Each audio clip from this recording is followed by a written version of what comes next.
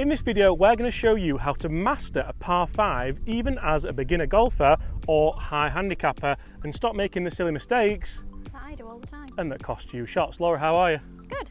Laura, we've got a wonderful par 5 here today. Stroke index 8, Crazy Horse. It's only 405 metres. Only? What's that in yards? 440. Yes, add 10%. So Laura, today we're going to show them how to master a par 5. You've done so well on the par 3s and 4s. If they want to see that, there on the channel already. Yep. Looking well with the eyewear. Thank you. LeMuna, little sponsor, coming up later in this video. So Laura, what have you got in your hands and why? Driver. Yep, any reason? Well, I need it to go a long way. Yep, why? Because it's a par 5. But why also do you need to go a long way? Look down that fairway and what's down there? Lots of hazards. There's lots of hazards and there's a bunker right at the distance that means you can't hit your fairway wood, which you normally hit so well. But when I look at it, I think, I'm not panicking because I think I'll find it, even if it's a Crazy Horse shot. Even if you go in the bunker, it's not a bad shot, but it's going to cost you shots, isn't it? So Laura, as stroke index 8, how many shots do you get on this hole? 2. 2 shots. You get 2 shots on every hole. So what does that really make the par? 7. This is a huge thing for beginner golfers, and we have mentioned it in every video in this series. Don't worry about what? The number. Because in your head you're like, oh, 7, like it's so rubbish. Yeah.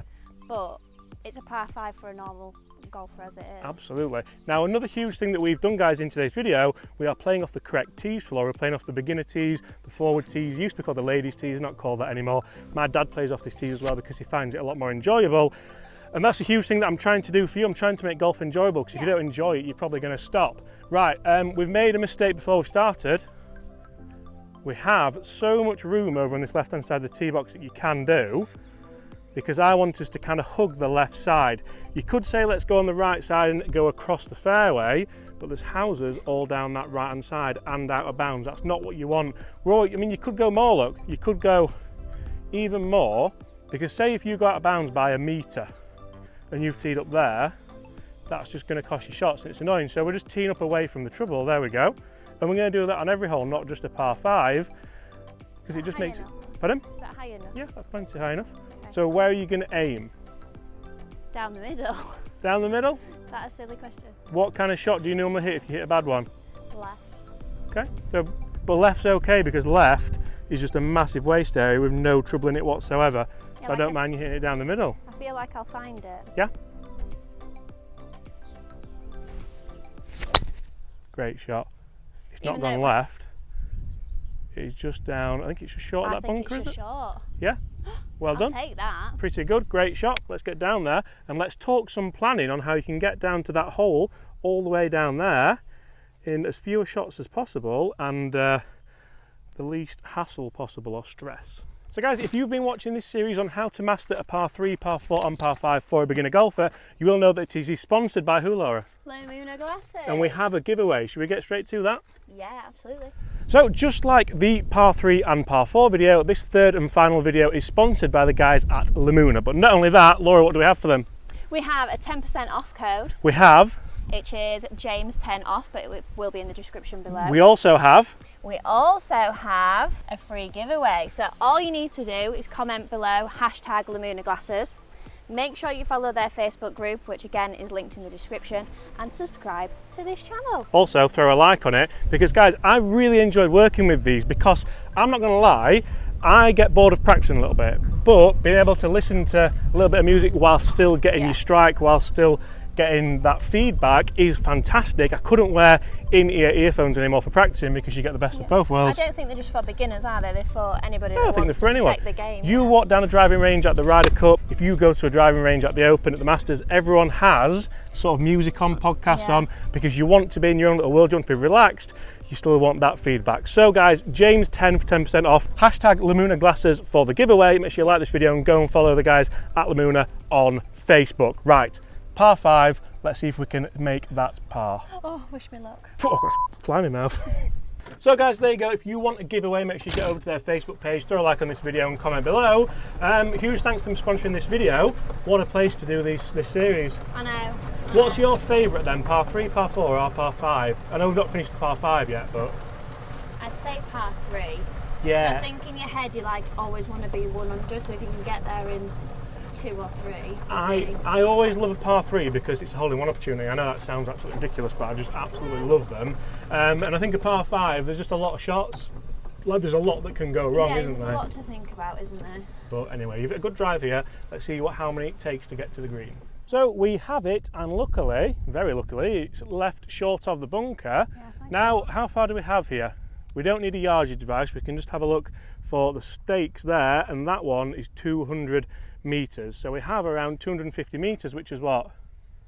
275 yards. Can you hit it that far?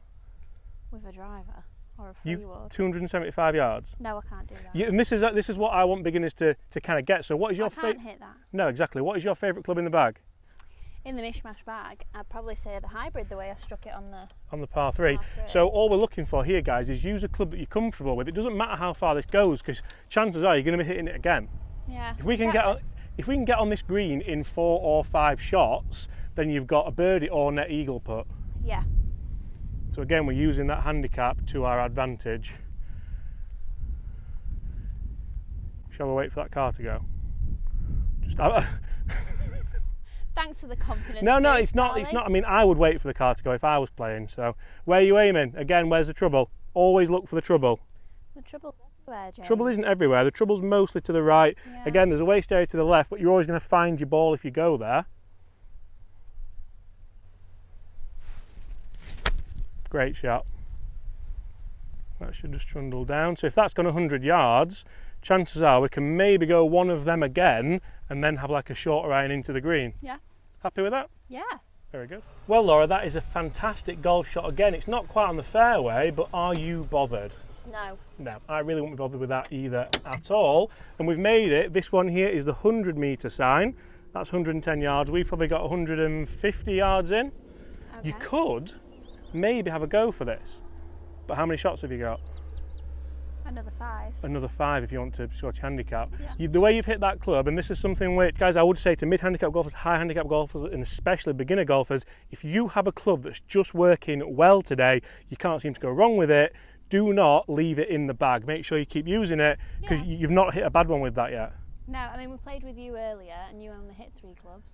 Yeah, I did, literally. I played really well, didn't I? And I literally used 2 iron, 60 degree when I missed a green, and a putter. Yeah. And that was it. So, where is the trouble?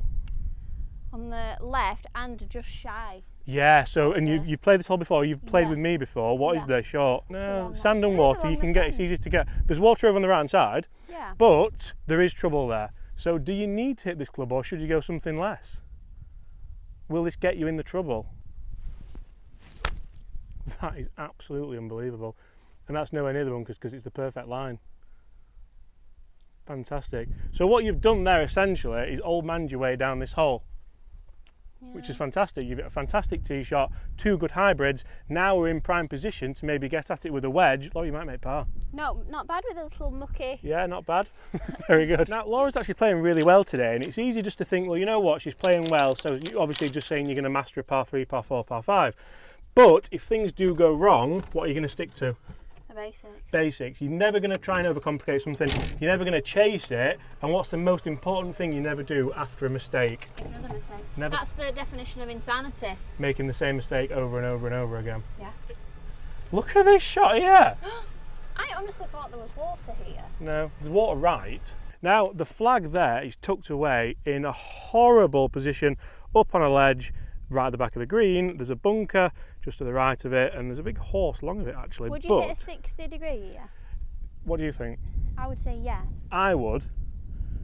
But look how much green we have to work with, and this is why I think these videos are so interesting, because if that was honestly going through your head, it's just not the right thing for now. When you get more skilled with the 60 degree, absolutely. I've got absolutely no idea what club then. So if you can just get a sand wedge, a general sand wedge out of your set, or even a pitching wedge to be honest, something with a sand wedge in my set. There's a pitching wedge in here. There you go. And all we're going to do is just aim at that horse. And this is hit like a normal wedge. Yeah, no, well this is a pitch shot, yeah, so your weight's going to be where on your feet? On the left. And again, so what are you sticking to? The basics. Exactly. I just have to get into it's like a refresher every time. Absolutely, and but that's beginner golf. Welcome to beginner and high handicap golf. Where's position Z? Where do you not want the ball to go? Anywhere over there? Exactly, you do not want to be going in that bunker. Let's aim away from it and aim at that horse. Club face open? Yeah, just because you're in the rough, so it's going to run for you. That is a great shot. Not the best strike at all, but look where that's going. Aimed at the horse, finished at the horse, and that, Laura, is a par putt on the par 5. What shot was that? That was your 4th shot. So you've got 3 putts for your 2 Stableford points. So guys, Laura is doing exceptionally well on this par 5, just like she did on the par 3 and 4. But the big thing for me that you take away from this is play to your strengths as well. Say if you do hit it straight, if you do hit it a long way, not all beginners don't hit it a long way, play to your strengths. But then if your weakness is short game, make sure you stick to your basics, make sure you do the simple things right. You will see your scores plummet. Laura, I had this exact same putt, didn't I, for Eagle the other day, do you remember? I know. So what did you learn from just coming out and watching? What does the putt do?